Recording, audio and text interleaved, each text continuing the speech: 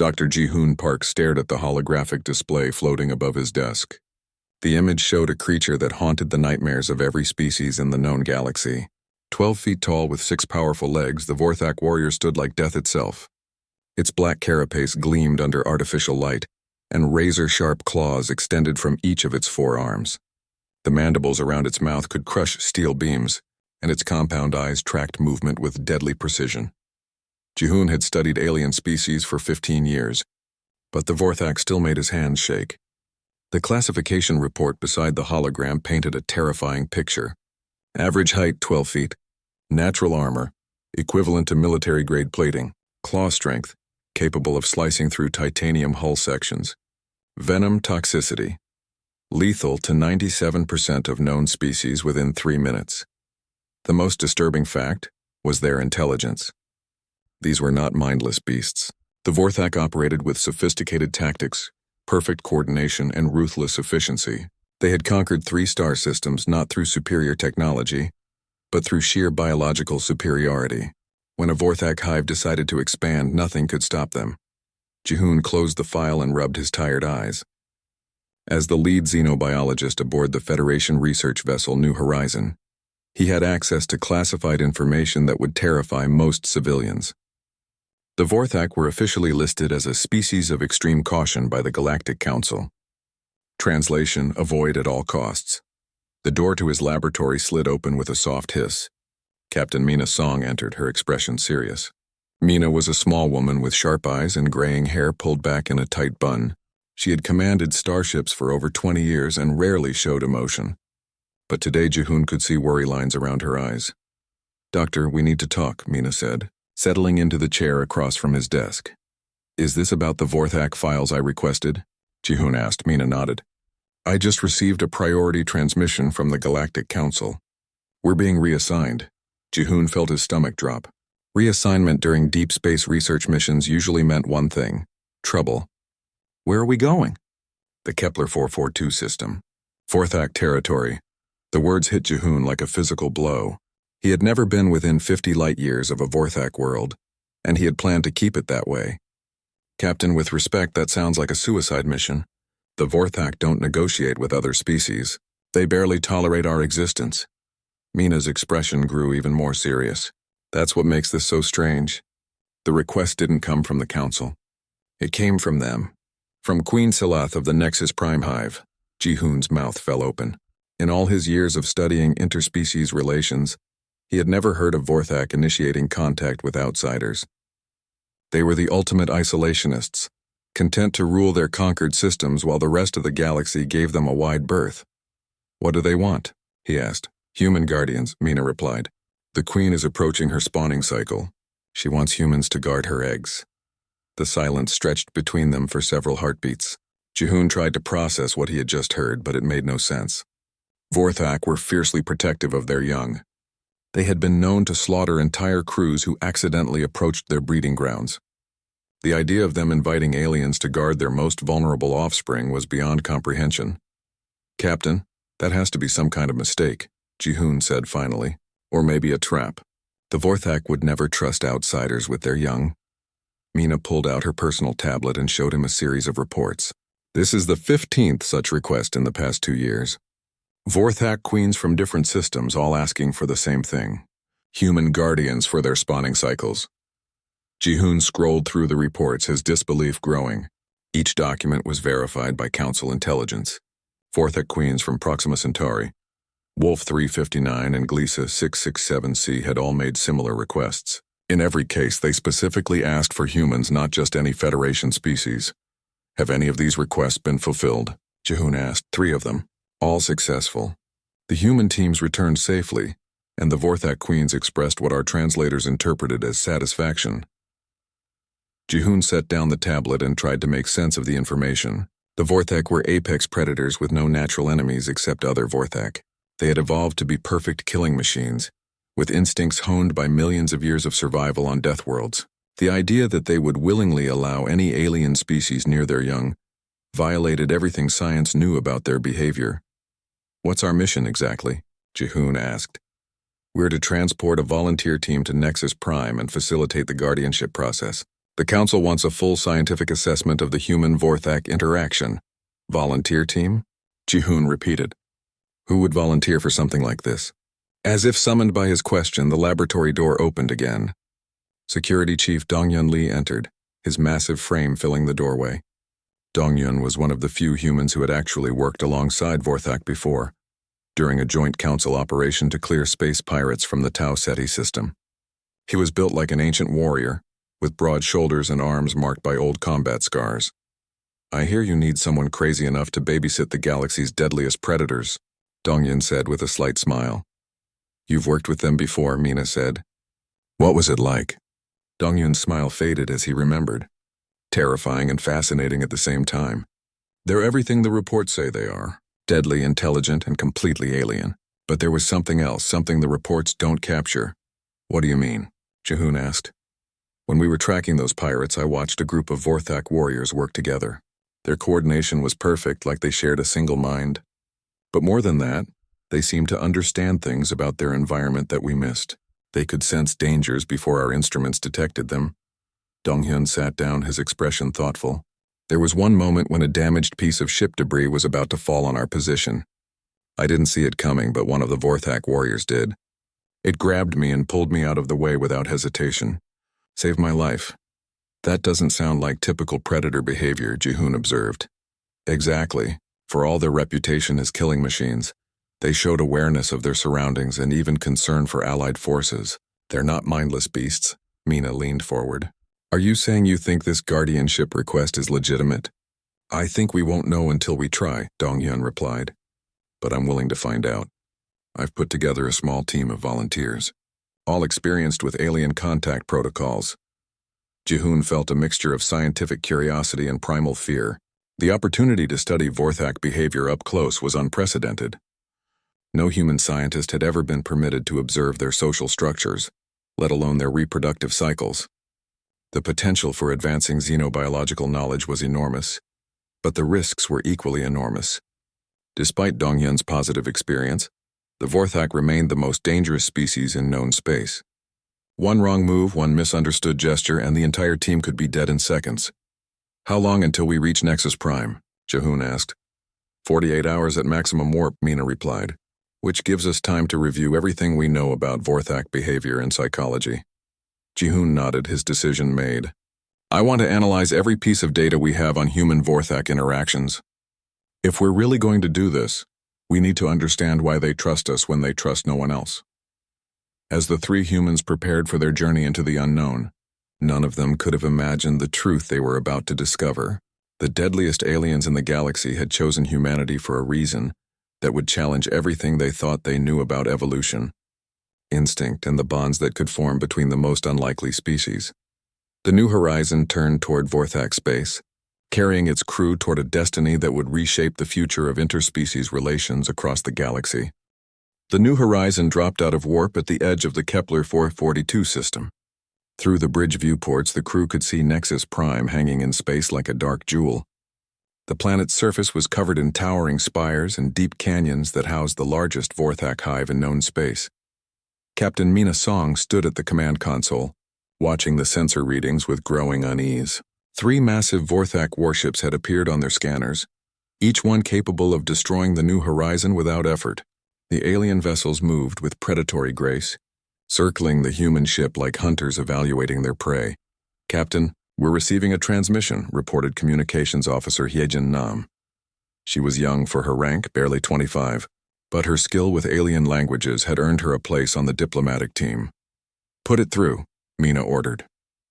The main screen flickered to life, revealing an image that made several bridge crew members step backward. Queen Selath filled the display, her massive form barely contained within the transmission frame. Her compound eyes reflected the light like black mirrors, and her mandibles clicked rhythmically as she spoke. The sound that came through the speakers was unlike anything most humans had ever heard. Deep clicks mixed with harmonic vibrations that seemed to resonate through the ship's hull. The translation system struggled to convert the alien speech into words. Human vessel, the mechanical voice finally announced. You come as requested. Queen Selath acknowledges your arrival. Dr. Yuna Kim, the team's xenopsychologist, watched the Queen's body language carefully. Despite her fearsome appearance, she could see subtle signs of what might be nervousness in human terms. The Queen's antennae twitched rapidly, and her secondary arms made small, repetitive gestures. "Your Majesty," Captain Song responded formally, "we are honored by your invitation. Our team is prepared to serve as guardians for your offspring." The Queen's massive head tilted slightly, a gesture that the translation system identified as curiosity. "You will approach the sacred chambers. No weapons, no recording devices. Only those who guard may enter." Security Chief Dong-hyun Lee stepped forward. He had selected his team carefully. Dr. Kim for her psychological expertise, Sergeant Woojin Choi as their medic, and Lieutenant Nam for communications. All four had undergone intensive briefings on Vorthak customs and biology. "We understand, Your Majesty," Dong-hyun replied. "We are ready to begin the guardianship." The transmission ended abruptly, leaving the bridge in tense silence. Within minutes, one of the Vorthak warships moved alongside the New Horizon. A docking tube extended from the alien vessel, connecting the two ships with mechanical precision. Dr. Kim felt her heart racing as the team made final preparations. She had studied Vorthak psychology for years, but all her knowledge came from second-hand reports and captured recordings.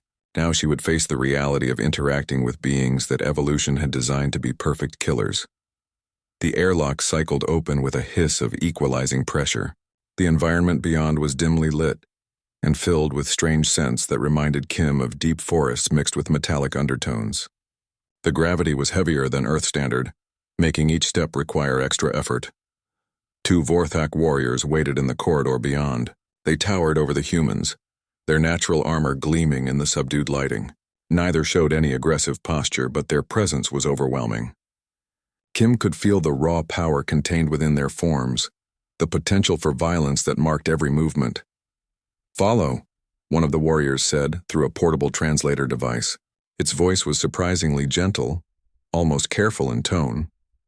As they walked through the alien ship, Kim noticed details that contradicted everything she had expected.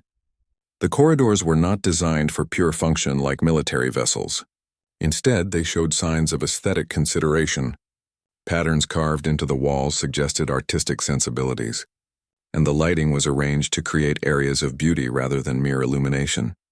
Sergeant Choi, walking beside her, whispered quietly, "This doesn't look like what I expected from a warrior species." Lieutenant Nam was studying her translation device, trying to pick up ambient communications between the Vorthak crew members. Most of what she detected seemed to be routine operational chatter, but there were underlying harmonics that suggested emotional content her equipment couldn't interpret. They transferred to a smaller transport vessel that descended toward the planet's surface. Through the viewports, they could see the true scope of Vorthak civilization. Cities stretched across continents, but they were unlike human settlements. The buildings seemed to grow from the ground like living things, curving and branching in patterns that followed natural laws rather than geometric design. "Magnificent," Dr. Kim murmured, forgetting for a moment that she was surrounded by beings who could kill her instantly. One of the Vorthak warriors turned toward her, and she tensed, expecting aggression. Instead, the creature's antennae moved in what the briefing materials had identified as a gesture of pleased agreement. "The hive grows strong," the warrior said through its translator. "Many cycles of building create beauty." The transport landed at what appeared to be a ceremonial platform carved from living rock. Queen Seleth waited for them, even more imposing in person than she had appeared on the transmission. Her presence seemed to make the air itself vibrate with contained energy. "Human guardians," she spoke, her voice carrying harmonics that bypassed the translator and resonated directly in their bones. "You will see what no outsiders have seen, the sacred chambers where life begins." She led them toward an entrance that descended deep into the planet's crust. The tunnel was wide enough for the Queen's massive form, but it felt oppressive to the human team. Emergency lighting strips provided minimal illumination, creating moving shadows that seemed to dance with alien life. As they descended, Kim noticed that other Vorthak they encountered behaved strangely. Warriors that should have been aggressive in the presence of aliens instead moved aside respectfully. Some even lowered their weapons, a gesture that defied everything she knew about their territorial instincts. "Dr. Kim," Dong-hyun said quietly, "are you seeing what I'm seeing?" They're not treating us as threats, she replied, equally puzzled. If anything, they seem to be showing us honor. The tunnel opened into a vast chamber that took their breath away. The walls stretched upward beyond the reach of their lights, carved with intricate patterns that seemed to tell the story of the Vorthak species. But it was the contents of the chamber that truly amazed them. Thousands upon thousands of eggs filled carefully constructed nests.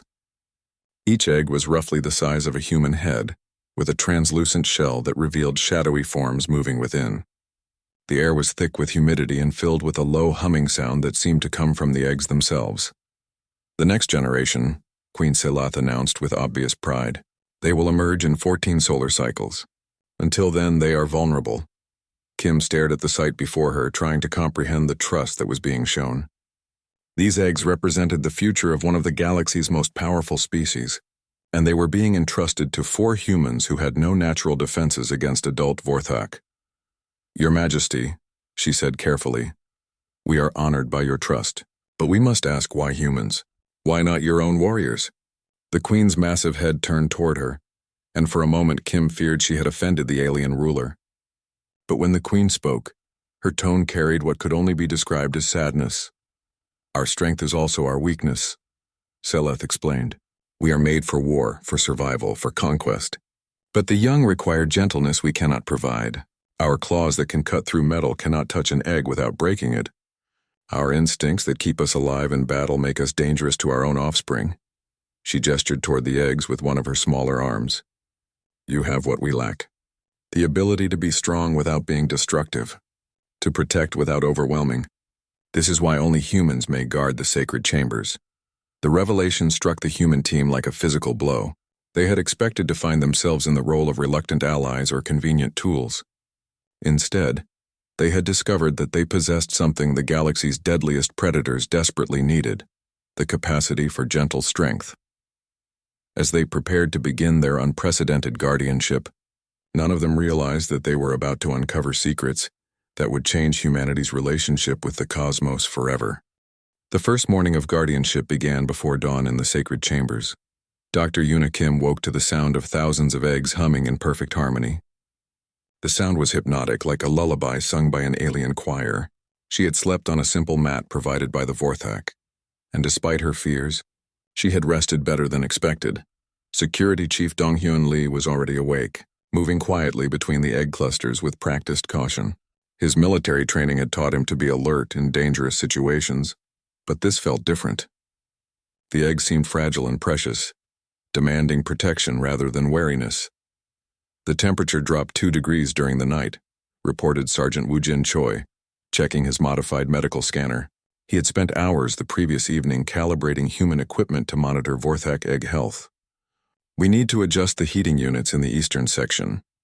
Lieutenant Hyejin Nam sat near the chamber entrance, maintaining communication with Queen Selath and monitoring Vorthak radio chatter.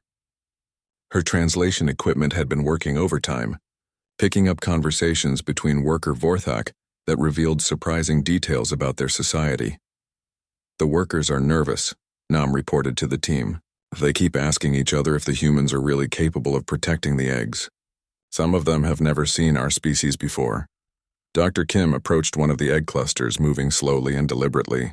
Each step was calculated to avoid any sudden movements that might disturb the developing young inside. As she drew closer, she noticed something remarkable. The eggs nearest to her began to glow slightly brighter. The humming sound shifted in pitch, becoming more melodic. It was as if the unborn Vorthak were responding to her presence in a positive way. Are you seeing this? She called softly to the others. Dongyun joined her, and the same phenomenon occurred. The eggs seemed to welcome human presence, their bioluminescent patterns shifting to warmer colors. When Choi and Nam approached, the effect spread across the entire cluster. This is impossible, Kim whispered. Vorthak are supposed to be aggressive toward all alien species. But the young seem to be attracted to us.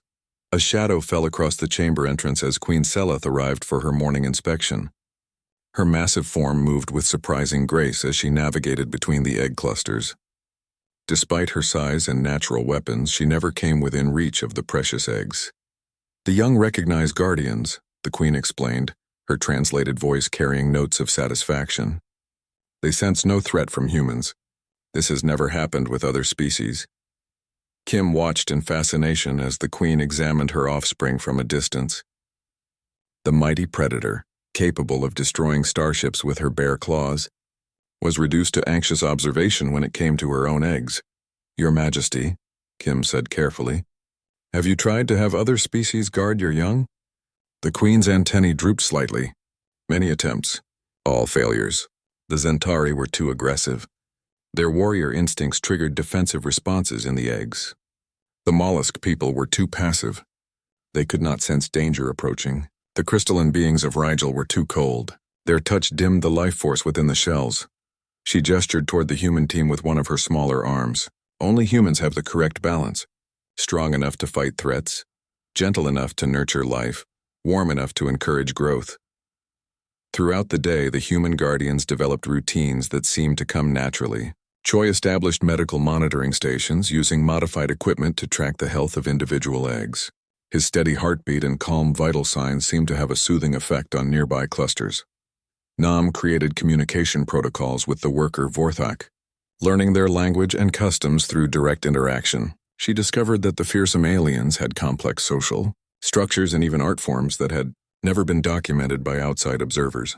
Lee developed security procedures that protected the chamber without alarming its inhabitants.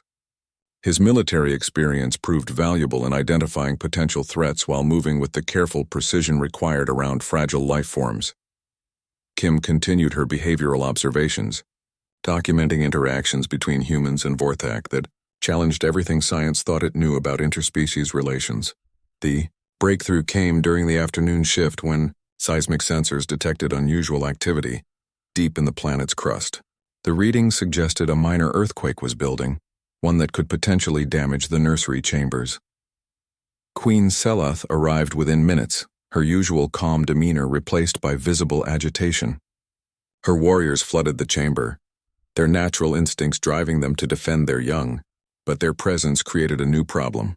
The eggs began to dim and their humming became discordant. The developing Vorthak inside could sense the aggressive energy of their protectors and were responding with stress. Several clusters showed signs of temperature fluctuations that could harm the young.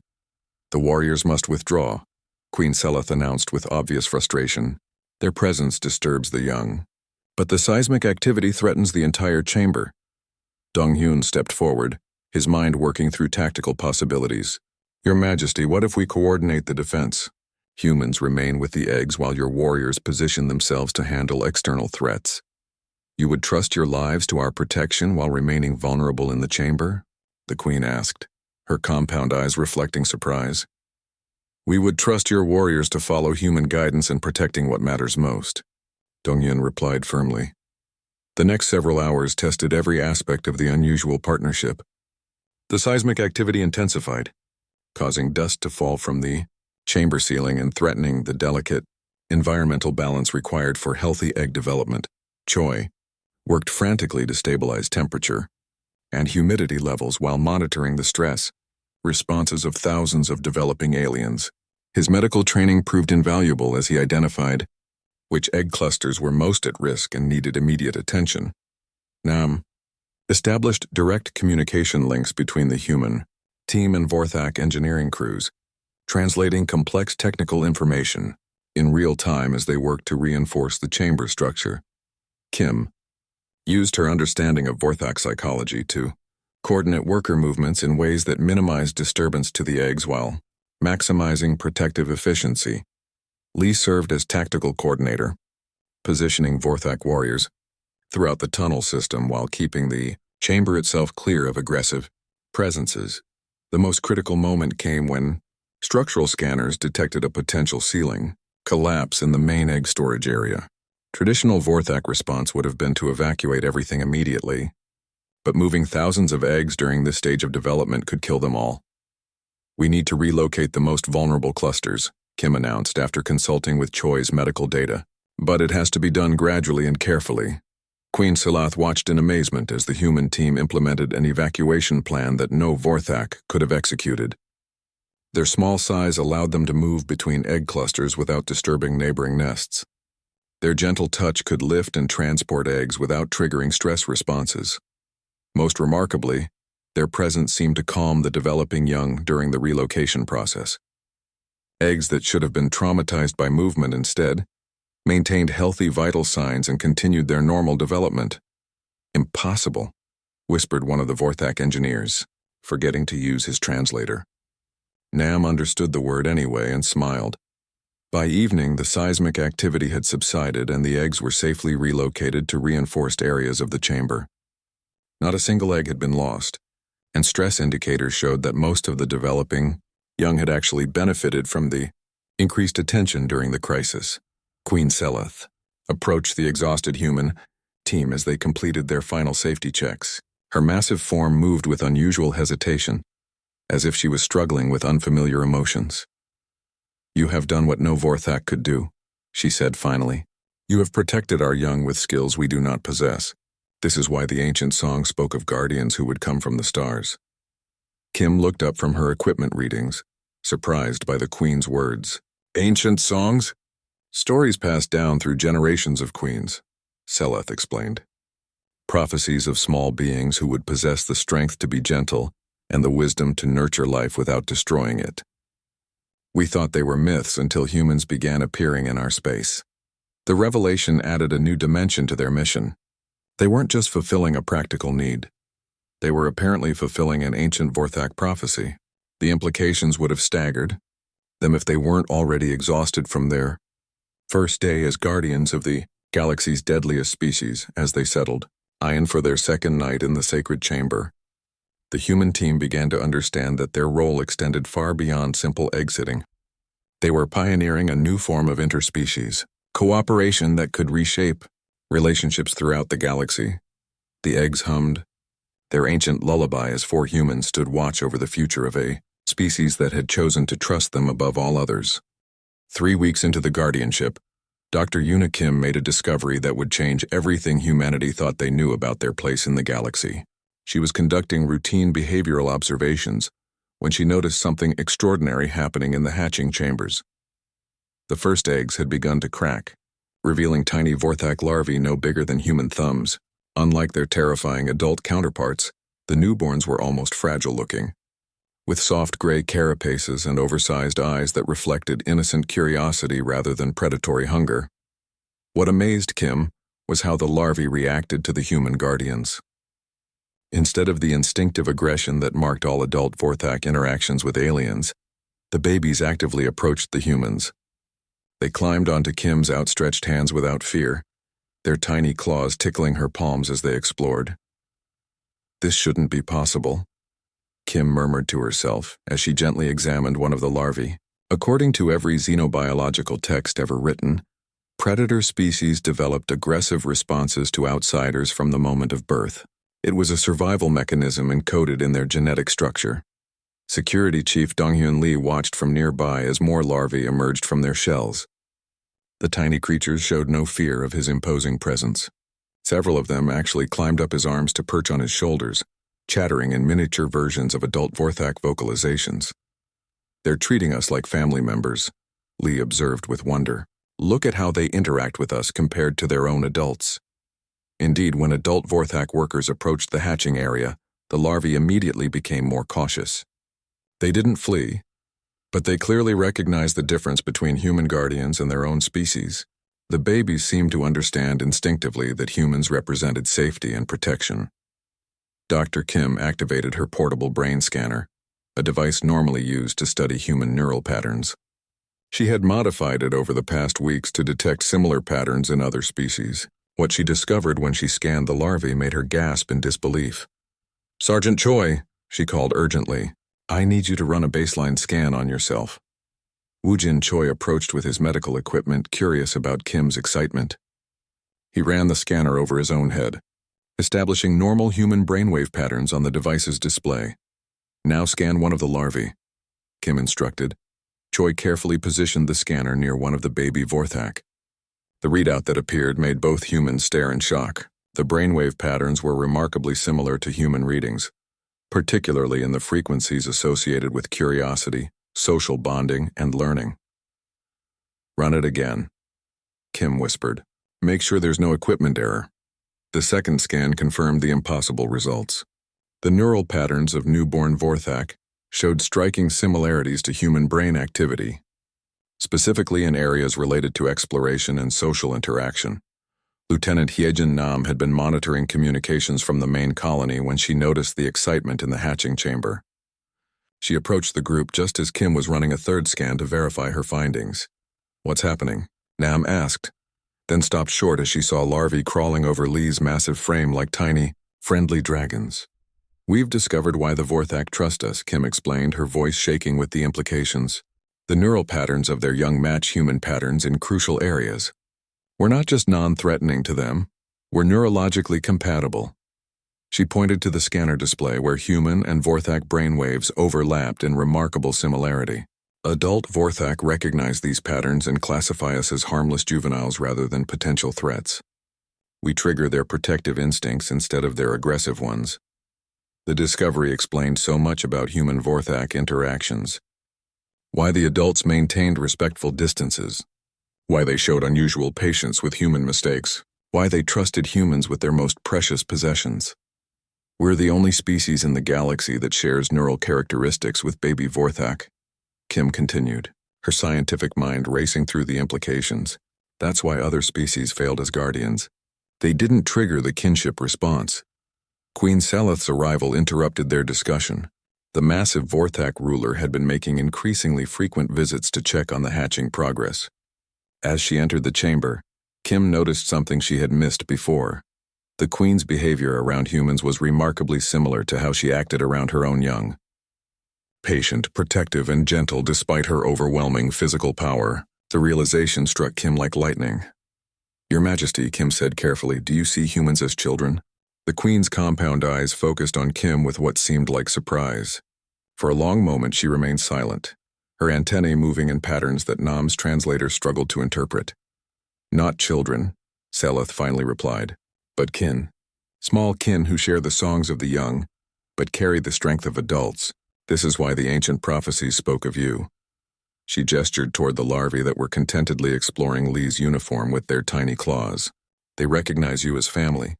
Not parents, not offspring, but something between. Brothers and sisters of a different form." The implications were staggering. Humans weren't just compatible with Vorthak. They were neurologically related in ways that transcended species barriers. The discovery suggested that consciousness and intelligence might develop along more similar paths than anyone had imagined. Kim's research took on new urgency as word of the discovery spread through the scientific community. Encrypted communications from universities and research institutions across the galaxy flooded her equipment with requests for data. But the discovery also attracted unwanted attention. Within days of Kim's initial report, long-range sensors detected unauthorized ships approaching the system. Pirates, illegal researchers, and black market traders had somehow learned about the unique human-Vorthak relationship. "We have a problem," Lee announced during their evening briefing. 3 unmarked vessels just dropped out of hyperspace at the system's edge. They're not responding to communication attempts. Queen Seleth's reaction was immediate and terrifying.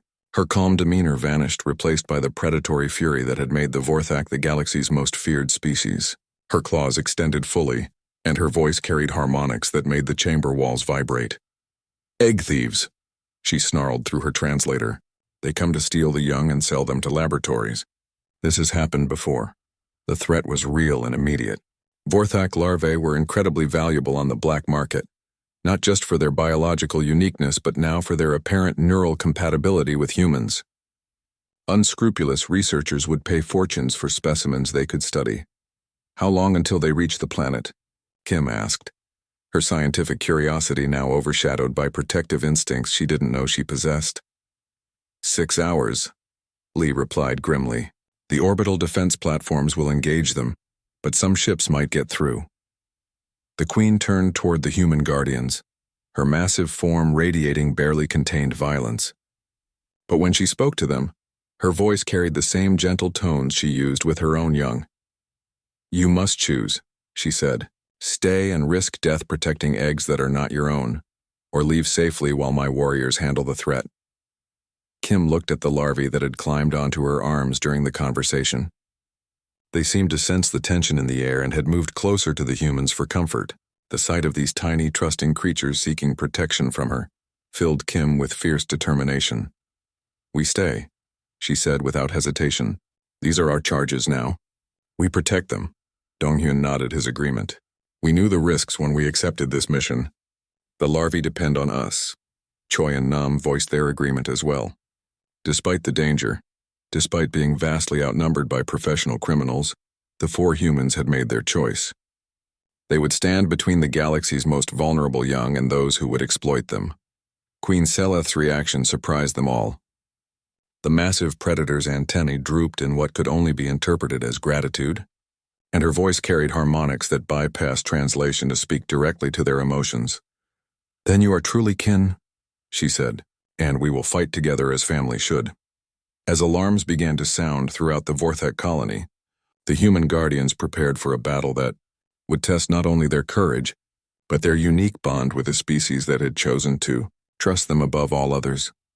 The tiny larvae continued to cling to their human protectors, unaware that their very existence had become the focal point of a conflict that would determine the future of human-Vorthak relations across the galaxy. Major Insu Choi watched the radar screen with growing horror. Red dots filled the display like angry stars. 1,200 enemy ships approached Kethvar Prime. Behind him, 12,000 Velkari larvae slept peacefully in their crystal pods, unaware that death was coming for them. "Sir, we have confirmation from the other nursery worlds," Communications Officer Da-un Kang reported, her voice tight with fear. "The hegemony is attacking all 7 worlds at the same time. We're completely cut off," Insu nodded grimly. 50 human guardians against 1,200 warships. The math was simple and terrible. They could not win this fight. But they could make the enemy pay for every step forward. "Listen up, everyone," Insu called to his team. "We knew this day might come. The Velkari trusted us with their children. We will not let them down.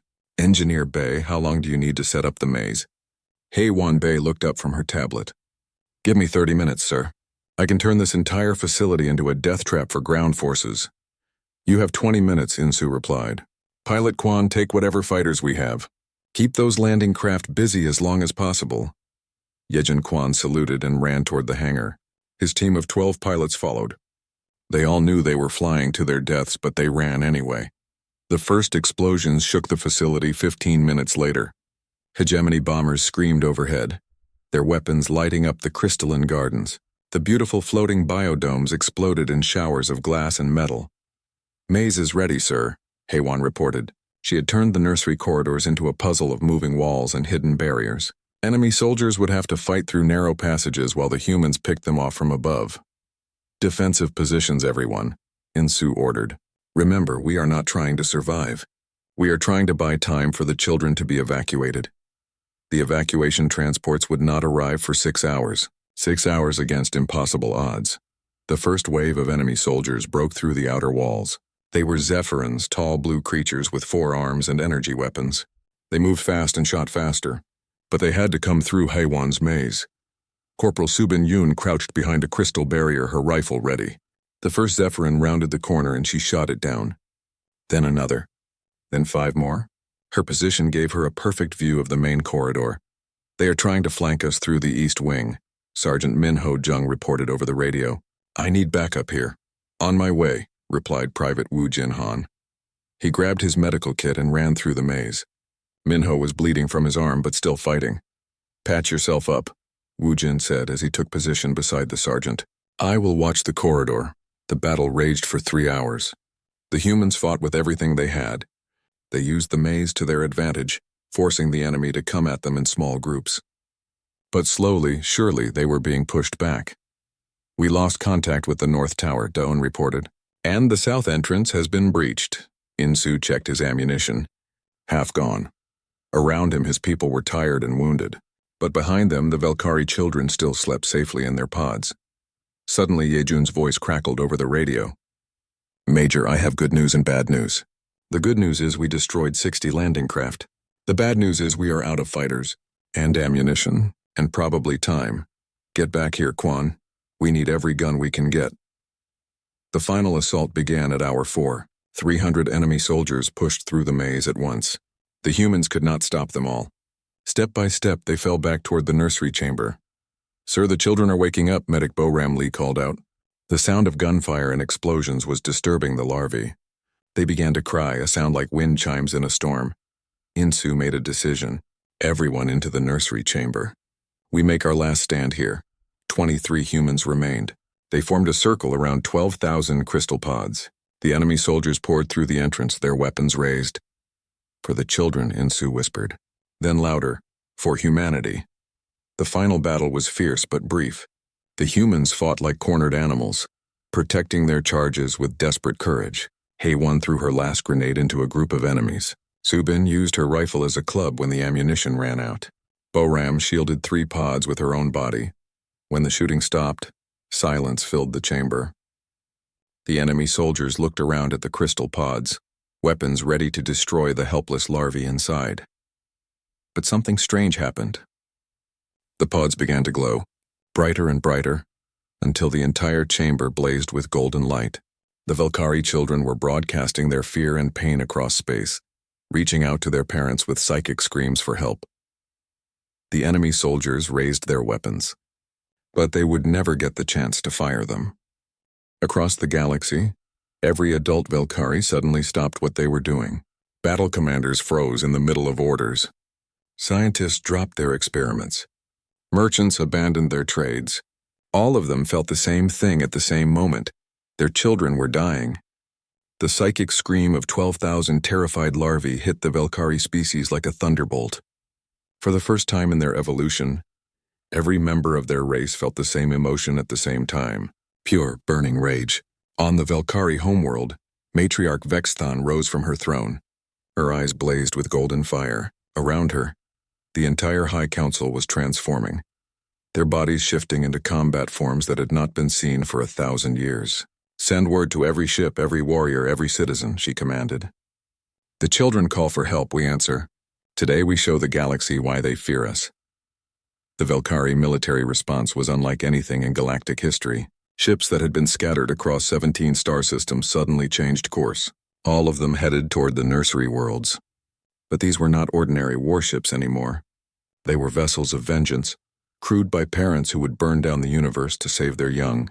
On Kethvar Prime, the hegemony soldiers never saw death coming. One moment they were aiming at the crystal pods. The next moment the walls around them began to phase. Velkari warriors materialized inside the chamber, their claws extended, their eyes glowing with fury. What followed was not a battle. It was an execution. The Velkari did not just kill the invaders. They hunted down every single enemy soldier on the planet. Then they went after the ships in orbit. The hegemony fleet tried to retreat, but there was nowhere to run. The Velkari had surrounded the entire system. Similar scenes played out on all 7 nursery worlds. The mighty hegemony, which had taken decades to plan this attack, was crushed in less than 6 hours. But the Velkari were not finished. "Find their homeworlds," Matriarch Vexthon ordered. All of them. The war that followed lasted 6 months, but the outcome was decided in the first week. The Velkari did not just defeat the 12 species of the hegemony. They conquered them completely. Not for territory or resources, but to make sure this could never happen again. The Zephyrins found their military reduced to patrol boats. The Morlock Empire became a Velkari protectorate. One by one, every species that had threatened Velkari children found themselves under new management. But the real change came in how the Velkari treated their human allies. The 23 guardians who died protecting the nursery became legends.